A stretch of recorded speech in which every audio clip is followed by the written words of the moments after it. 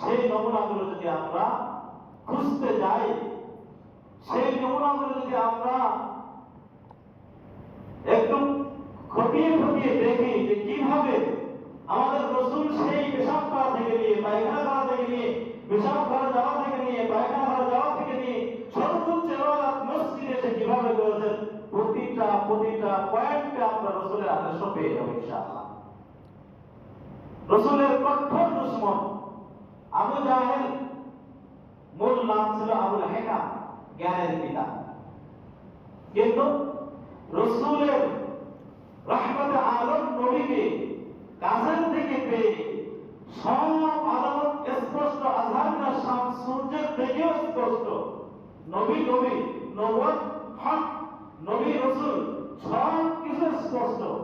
এরপরও যখন সে মানল না, রাসূলকে কষ্ট দিল, তখন সে আবুল হিকাম, জ্ঞানের পিতা থেকে মূর্খের পিতা হয়ে গেল, আবু জাহেল হয়ে গেল।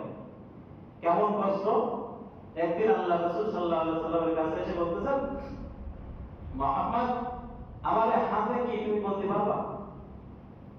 তখন রাসূল কারীম সাল্লাল্লাহু আলাইহি ওয়াসাল্লাম বলতেছেন, তোমার হাতে কি, ওটা আমার বলার দরকার নেই, তোমার হাতে যেটা আছে ওটা যদি আমাকে সাক্ষী দেয় নবী হিসাবে, তুমি কি আমাকে আমার নবী হিসাবে মেনে নিবে?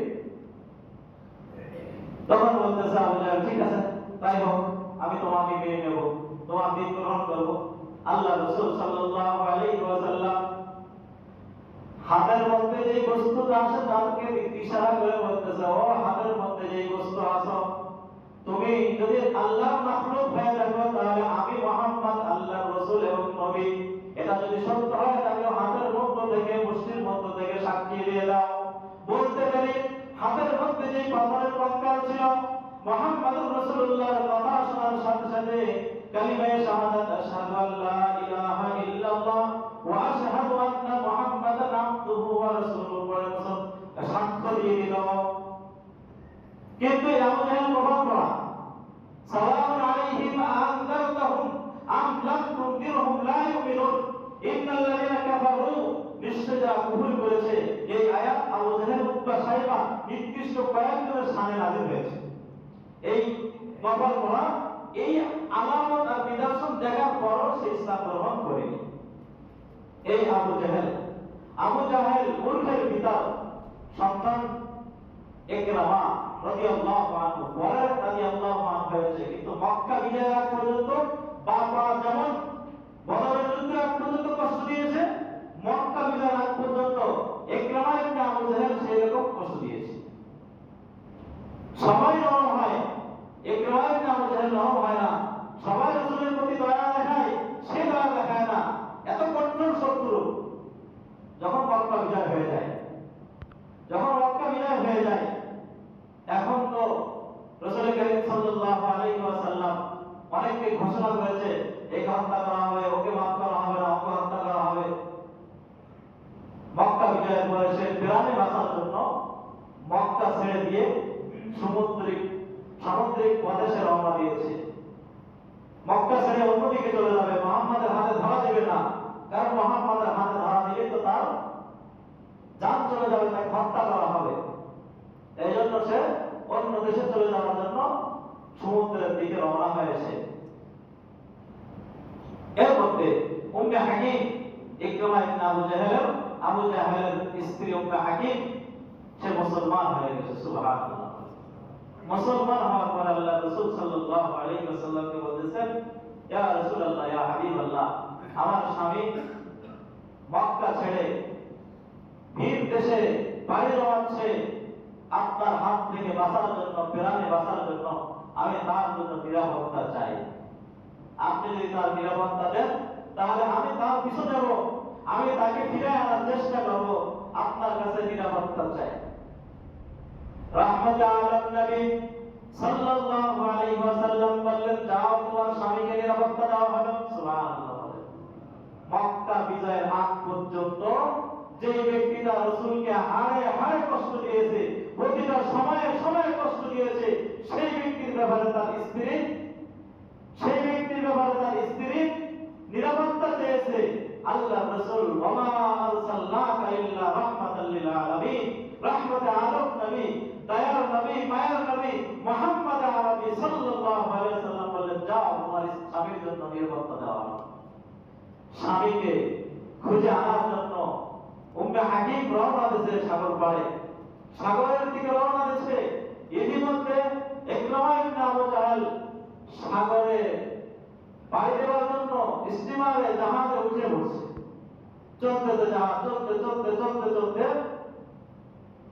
সাগরের মধ্যপথে যে বিরাট ঝড়, তরঙ্গমালা একের পর এক বিরাট তুফান চলতেছে আসতেছে।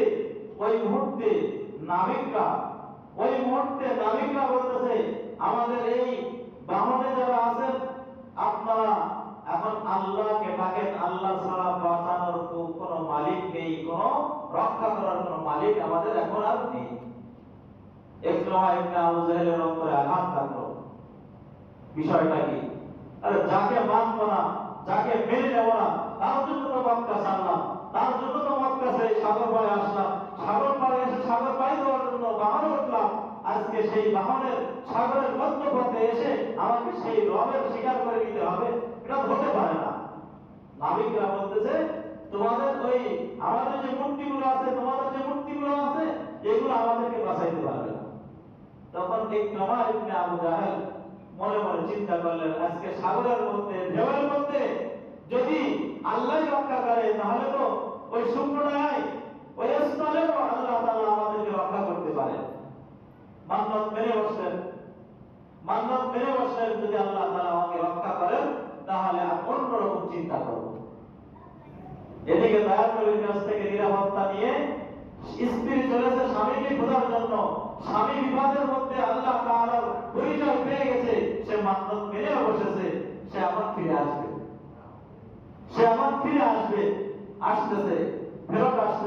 আসতে এদিকে কিনারায় দেখে তার স্ত্রী দাঁড়ায় আছে, স্বামীর জন্য অপেক্ষা করছে। স্বামী যখন স্বামীকে দেখেন, স্বামী স্ত্রীকে দেখেন, মধুর আনন্দে স্ত্রী বলতেছে, আমি এমন একজন মানুষের কাছ থেকে স্বামী গো এসেছি, যিনি দয়ার নবী, দয়ার পরশ, দয়া কি আল্লাহ তাআলা তাকে পাঠাইছে। আমি মুহাম্মদুর রাসূলুল্লাহর কাছ থেকে এসেছি তোমার নিরাপত্তা নিয়ে। চলো আমরা মক্কা নগরীতে যাই, রাসূলের হাতে হাত দিয়ে মুসলমান হয়ে যাই। সুবহানাল্লাহ। রাসূল করিম সাল্লাল্লাহু আলাইহি ওয়াসাল্লামের কাছ থেকে নিরাপত্তা নিয়ে আসলেন। সাগর পার থেকে রওনা দিলেন মক্কা নগরীতে। মক্কা নগরীর দ্বার প্রান্তে এসে যখন মক্কা নগরীর দরবার নববীতে প্রবেশ করবেন, ওই মুহূর্তে রাসূল আকরাম সাল্লাল্লাহু আলাইহি ওয়াসাল্লাম পূর্বের সমস্ত নির্যাতনের কথা ভুলে গেছেন, পূর্বের সমস্ত শত্রুতার কথা ভুলে গেছেন, পূর্বের সমস্ত আদালতের কথা ভুলে গেছেন।